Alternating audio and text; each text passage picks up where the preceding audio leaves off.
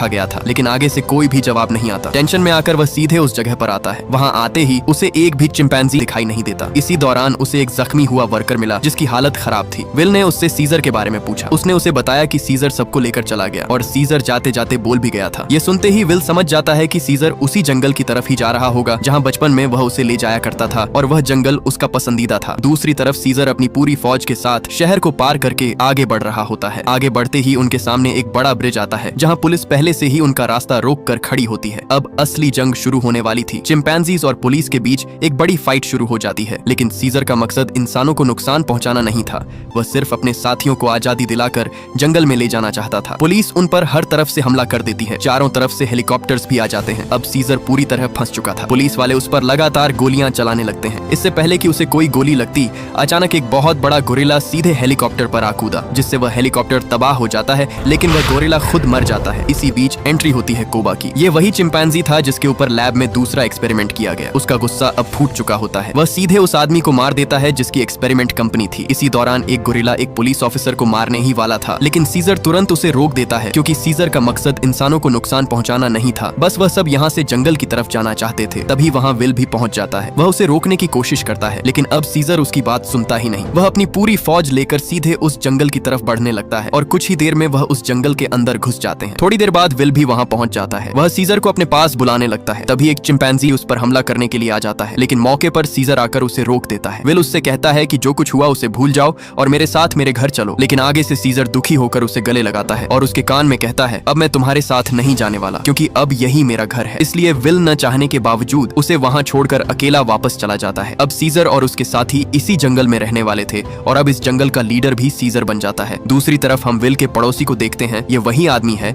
जिसकी उंगली कभी सीजर ने काटी थी। तभी उसकी नाक से खून बहने लगता है। असल में फ्रैंक, जो विल का दोस्त था, एक्सपेरिमेंट के दौरान वह गैस उसके अंदर चली गई थी। वह उसके बारे में विल को बताने उसके घर आया होता है, लेकिन उसे विल घर पर नहीं मिलता। इसलिए फ्रैंक उसके पड़ोसी के पास चला गया। वहीं पर उसे जोर की खांसी आई और नाक से निकले हुए खून के छींटे उस पड़ोसी पर जा गिरते हैं और यहीं से सब कुछ बदल जाता है। वह पड़ोसी एक पायलट होता है जो इंटरनेशनल फ्लाइट्स चलाता है, मतलब एक जगह से वह दूसरी जगह रोज ट्रैवल करता है और इन्फेक्टेड होने की वजह से वह धीरे धीरे पूरी दुनिया में यह खतरनाक वायरस फैलाने लगता है और देखते ही देखते पूरी दुनिया इस वायरस की लपेट में आ जाती है। इस कहानी का नेक्स्ट चैप्टर 2014 में आता है। अब वायरस फैले हुए पूरे 10 साल बीत चुके होते हैं और दुनिया बिल्कुल बदल चुकी थी। इंसानों की आबादी पूरी तरह खत्म हो चुकी होती है। जहाँ एक तरफ इंसान धीरे धीरे खत्म हो रहे होते हैं, वहीं दूसरी तरफ एप्स मतलब चिंपैंजीज की आबादी तेजी से बढ़ रही होती है। जंगल अब उनका घर ही नहीं बल्कि उनकी पूरी दुनिया बन चुका था। वो हर जगह फैल चुके थे और ये पहले से और भी ज्यादा पावरफुल बन चुके होते हैं। मतलब अब वो इंसानों से भी कई गुना इंटेलिजेंट बन गए थे। यहीं पर हमें सीजर दिखाई देता है जो इस जंगल का सबसे पावरफुल लीडर होता है। अब उसका एक बेटा भी है जिसका नाम रिकी है। एक दिन रिकी अपने दोस्त के साथ जंगल में खेल रहा था। तभी अचानक उनके सामने एक इंसान आ जाता है। वो इंसान अकेला नहीं होता, उसके साथ एक टीम होती है। दरअसल ये लोग जंगल के अंदर एक पुराने हाइड्रो इलेक्ट्रिक डैम को चेक करने आए होते हैं क्योंकि वो लोग शहर में दोबारा बिजली लाने की कोशिश कर रहे होते हैं। रिकी को देखते ही उस आदमी ने सीधे अपनी गन निकाल ली, जिसे देखकर रिकी जोर जोर से चिल्लाने लगता है। डर के चक्कर में वो आदमी उस पर गोली चला देता है। वह गोली सीधे रिकी के दोस्त को लगती है और वह बुरी तरह जख्मी होकर गिर जाता है। गोलियों की आवाज सुनते ही कुछ ही सेकंड में बाकी सारे चिंपैंजीज वहां पहुंच जाते हैं। उनके चेहरों पर गुस्सा साफ झलक रहा होता है। तभी उन लोगों के ग्रुप का लीडर जॉन आगे बढ़ता है। वह सीजर से बात करने की कोशिश करता है। वह उससे कहता है, हम यहाँ लड़ने नहीं आए, बल्कि यहाँ हमें डैम रिपेयर करके पूरे शहर में बिजली वापस लानी है। अब उन लोगों का इस जंगल में पहली बार आना था, इसलिए सीजर मान जाता है और कहता है कि आज तो आ गए, लेकिन अब आए तो हम तुम लोगों को जान से मार डालेंगे। यह सुनते ही वे सब लोग वहाँ से उल्टे पांव भाग निकलते हैं। लेकिन चिंपैंजी के बीच कोबा,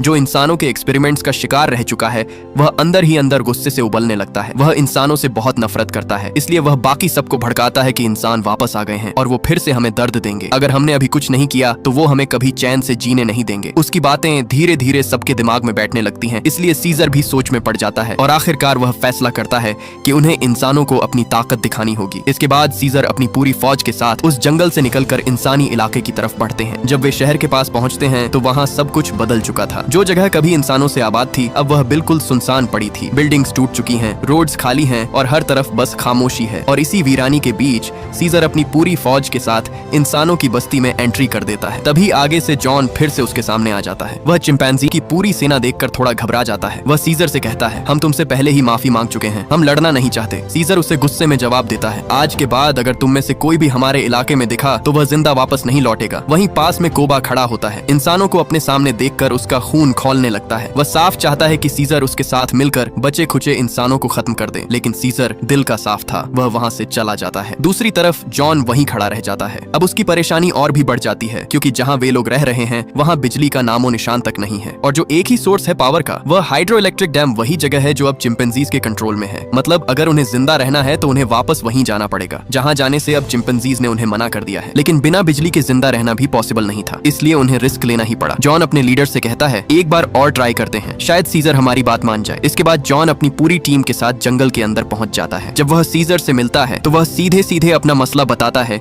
कि पूरा शहर अंधेरे में डूबा हुआ है, लोगों का जीना मुश्किल हो चुका है, इसलिए उन्हें जिंदा रहने के लिए हर हाल में डैम रिपेयर करना होगा। कुछ देर सोचने के बाद सीजर उनसे कहता है, तुम लोग इस बार आ सकते हो, लेकिन तुम में से जिस के पास भी हथियार हैं, वो हमारे पास ही छोड़कर जाना होगा। इसलिए मजबूरन उन्हें अपने सारे हथियार वहाँ छोड़ने ही पड़ते हैं। इसके बाद वह अपनी टीम के साथ जंगल के अंदर आ जाते हैं, जहाँ पावर प्लांट था। काम के दौरान एक चिंपैंजी को वहाँ उनके बैग के अंदर छुपी हुई एक शॉटगन मिलती है। वह तुरंत उस गन को उठाता है और सीधे सीजर के पास ले जाता है। उस गन को देखकर सीजर समझ जाता है कि इंसान अभी भी उनके दुश्मन हैं, इसलिए वह जॉन और उसकी टीम से कहता है कि तुम इंसानों ने हमारे साथ धोखा किया है, इसलिए अब तुम लोग यहाँ नहीं रह सकते। सीजर उन्हें वहाँ से जाने के लिए कहता है, लेकिन उसी समय सीजर को एक चिंपैंजी बताता है कि उसकी वाइफ जो काफी समय से बीमार पड़ी थी, उसे जॉन की वाइफ ने दवा दी थी और अब वह धीरे धीरे ठीक हो रही है। यह सुनकर सीजर रुक जाता है, उसका गुस्सा थोड़ा शांत हो जाता है, इसीलिए वह जॉन से कहता है, तुम्हारे पास सिर्फ कल का दिन है, उस डैम को ठीक करो और फिर यहाँ से हमेशा के लिए चले जाओ। जॉन की टीम में एक आदमी होता है जिसे इन चिंपैंजी पर बिल्कुल भी भरोसा नहीं होता, क्योंकि उसे पता था कि ये चिंपैंजी पर कभी भी हमला कर सकते थे। इसी वजह से वह अपने साथ बहुत सारी मशीन गनें लेकर आया होता है, ताकि वह सब चिंपैंजी को खत्म कर सके। जब वे लोग चुपके से हमले की तैयारी कर रहे होते हैं, तब उन्हें ऊपर से कोबा देख रहा होता है। देखते ही उसकी आंखों में गुस्सा भर जाता है। वह तुरंत सीजर के पास जाता है और उससे कहता है, इंसानों के पास एक हथियार नहीं, बल्कि उन्होंने पूरी की पूरी गाड़ी भरी हुई है। वे हमसे झूठ बोल रहे थे, वे झूठे हमें मारने के लिए यहाँ आए हैं। लेकिन सीजर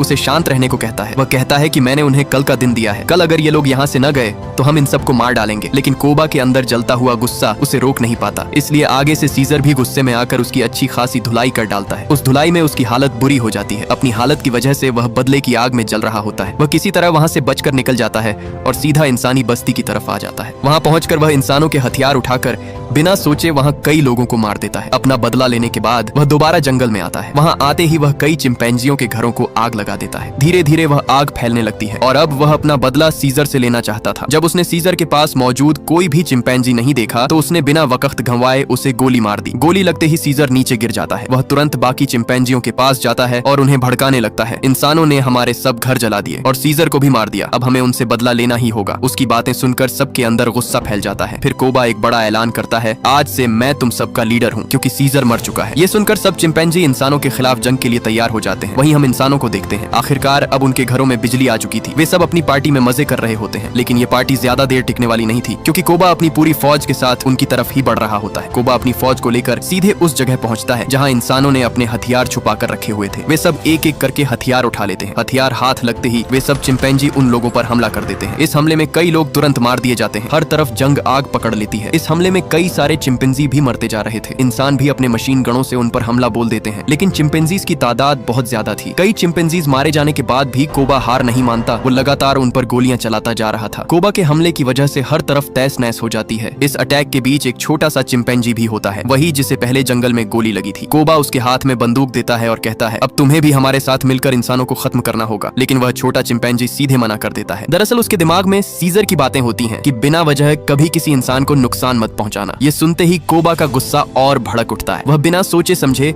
उस छोटे चिंपैंजी को बिल्डिंग से नीचे गिराकर खत्म कर देता है। और सिर्फ यही नहीं, जो भी चिंपैंजी उसका ऑर्डर नहीं मानते वह उन्हें पकड़कर कैद कर देता है। दूसरी तरफ जंगल के बीच जॉन और उसकी वाइफ शहर की तरफ बढ़ रहे थे। थोड़ा ही आगे आने पर उन्हें सीजर नीचे बेहोशी की हालत में पड़ा मिलता है। दोनों तुरंत उसकी मदद करते हैं और उसे अपनी गाड़ी में बिठाकर अपने घर ले आते हैं। वे उसे अपने घर लाकर उसका इलाज शुरू कर देते हैं। धीरे धीरे उस इलाज की वजह से उसकी हालत पहले से काफी बेहतर होने लगती है। जब सीजर होश में आता है तो वह जॉन को बताता है कि मुझ पर हमला किसी और ने नहीं, मेरे अपने ने किया है और वह कोबा है। यह सुनकर जॉन हैरान हो जाता है कि भला उसने बिना वजह आखिर उस पर हमला क्यों किया। कुछ दिन बीत जाने के बाद भी सीजर की हालत अभी तक पूरी तरह ठीक नहीं हो पाई थी, इसलिए जॉन सीधे एक मेडिकल स्टोर चला जाता है, जहां उसके सामने सीजर का बेटा रिकी आ जाता है। उसके हाथ में बंदूक होती है। वह उसे मारने के लिए उस पर बंदूक तान देता है, लेकिन जॉन उसे रोकता है और कहता है, तुम्हारे पिता अभी भी जिंदा हैं। मैंने उनकी जान बचाने के लिए अपने घर में छुपाया हुआ है और उन पर हमला हमने नहीं बल्कि तुम्हारे अपने कोबा ने किया है। जॉन उसे सीधे अपने घर ले आता है। सीजर को जिंदा देखकर उसका बेटा रिकी बहुत भावुक हो जाता है। अपने बाप की हालत देखकर उसकी आंखों में आंसू आ जाते हैं। वह अपने पिता को सब कुछ बताता है कि कोबा ने गलत तरीके से अपने आप को लीडर बनाया और उसने हमारे ही हाथों कई मासूम जानें जाया करवाई। आगे से सीजर भी उसे बताता है कि उस पर गोली किसी और ने नहीं बल्कि कोबा ने ही चलाई थी। ये सुनकर रिकी के अंदर बदले की आग भड़क उठती है। वह सीधे उसी जगह पर पहुंचता है जहां कोबा ने बेकसूर चिंपैंजियों को कैद करके रखा था। रिकी वहां जाकर चुपके से सबको आजाद कर देता है। जॉन भी उसका साथ देता है और दोनों मिलकर एक टावर के अंदर आ जाते हैं। वहां उनके सामने वही आदमी था जो चिंपैंजियों को मारने वाला था। वह आदमी उन्हें बताता है कि बिजली वापस आते ही मैंने रेडियो से आर्मी से कांटेक्ट कर लिया है और कुछ ही देर बाद यहाँ मिलिट्री फोर्स आने वाली है। और यही नहीं, वह उन्हें टावर के टॉप पर लगे बॉम्ब भी दिखाता है कि जब भी चिंपैंजी यहाँ आएंगे तो मौके पर मैं रिमोट से ये टावर उड़ा दूंगा जिससे सब चिंपैंजी मारे जाएंगे। लेकिन हकीकत तो ये थी कि वह खुद जॉन और रिकी को यहाँ बुलाकर दोनों को उड़ाना चाहता था। दूसरी तरफ सीजर उस जगह तक पहुंच चुका होता है जहाँ कोबा और उसकी सेना मौजूद होती है। सीजर अभी पूरी तरह से ठीक भी नहीं होता, लेकिन उसका बेटा अकेला ही जंग के मैदान में उतर आता है, इसलिए वह भी अपने बेटे का साथ देने के लिए खुद मैदान में आने का फैसला करता है। वहाँ आते ही उसका सामना कोबा से होता है। सीजर अपने सामने कोबा को देखकर उसका गुस्सा उभरने लगता है। वहीं सीजर को जिंदा देखकर बाकी चिंपैंजीज को भी कोबा का काला कारनामा समझ आ जाता है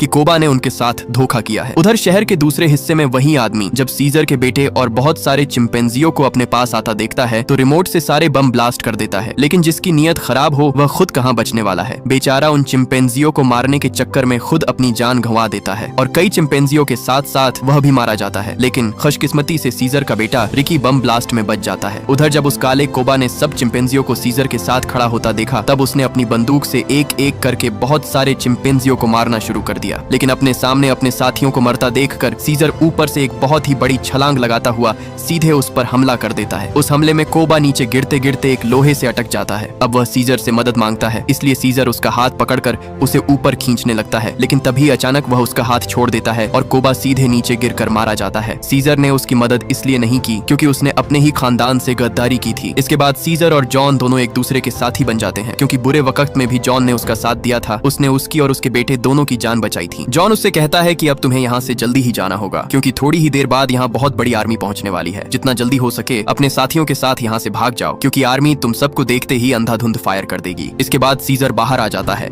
जहाँ उसके सामने उसकी अपनी वाइफ खड़ी होती है जिसका एक नया बेबी पैदा होता है, जिसे देखकर वह बहुत ज्यादा खुश हो जाता है। सब चिंपैंजी सीजर के सामने खड़े थे क्योंकि अब हमेशा के लिए वही उनका लीडर है। वह सब उसके सामने झुक जाते हैं क्योंकि उन्हें पता था कि आने वाली इंसानों के साथ जंग में सिर्फ सीजर ही उनका लीडर हो सकता है। और इस मूवी का पार्ट 1 यहीं पर एंड हो जाता है। अगर आपको इसका पार्ट 2 चाहिए तो कमेंट में पार्ट 2 जरूर लिखिएगा।